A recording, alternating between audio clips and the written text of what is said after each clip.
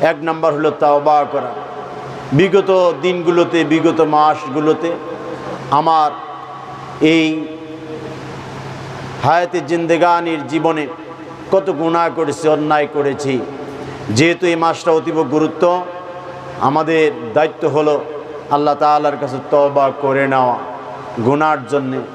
আল্লাহ পাক বলছেন, তুবু ইলাল্লাহি তাওবাতান নাসুহা, আপনি আল্লাহ তাআলার কাছে তওবা করেন ইখলাস মুখলিসের সাথে একেবারে। এজন্য আমরা তওবা করব।